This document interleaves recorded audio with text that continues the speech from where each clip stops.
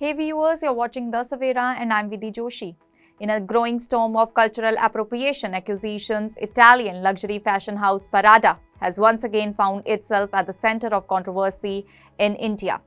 This time, the debate surrounds Prada's newly launched antiqued leather pumps, a product line that has drawn intense comparisons to traditional Indian Juttis, especially the Rajasthani Mojaris and Punjabi Juttis.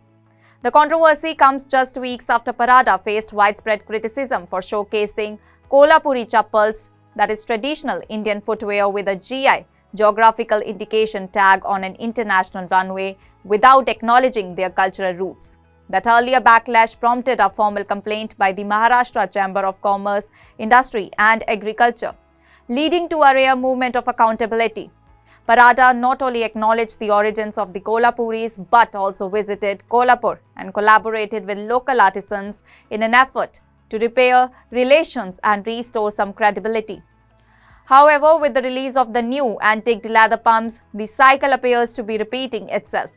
A specific pair in a cognac brown shade, featured prominently on Prada's website, bears a striking resemblance to Indian Juttis. Made with calf skin, the product is described by Prada as original and unconventional design with visible stitching and raw-cut edges intentionally left unfinished. Despite being presented as innovative, the shoe's aesthetic has unmistakable similarities to handcrafted juttis traditionally worn across Rajasthan and Punjab. Similarities that have not gone unnoticed by artisans, consumers and footwear experts alike. While traditional juttis are flat, Prada's version modernizes the stilettos but retains with pointed toe, visible seams and leather finish that many believe directly reference Indian craftsmanship.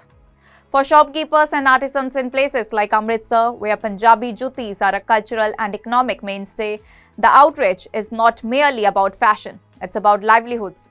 Akash, a local shopkeeper in Amritsar, expressed frustration over luxury brands profiting from designs that are sold by Indian artisans for as little as Rs 400 to Rs 22,000.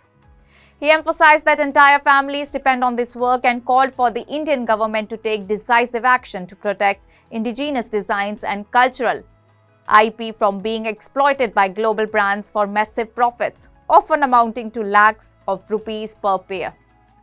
Footwear designers and experts have also weighed in, adding nuance to the ongoing debate. Rashmi Tomar, a footwear designer, noted that while pointy-toed shoes are a common global designs, it's the upper silhouette and stitching style that make the pumps resemble Indian Juttis, especially the Rajasthani Mojaris. She pointed out that traditional Mojaris often featured a turned strap pattern which is absent in Prada's version. Yet, the resemblance in overall design is hard to ignore.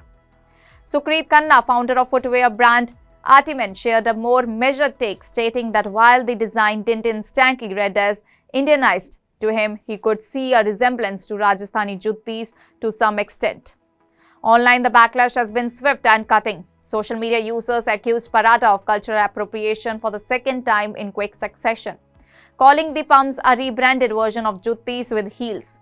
The lack of acknowledgement by Prada has intensified the criticism, bringing into sharp focus the recurring issue of Western luxury brands borrowing from Indian craftsmanship without due credit or compensation.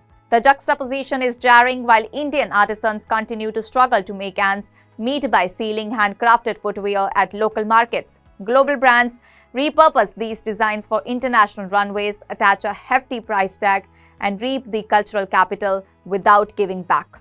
As global interest in Indian aesthetics grows, so does the responsibility of major brands to approach cultural inspiration with sensitivity, fairness, and transparency.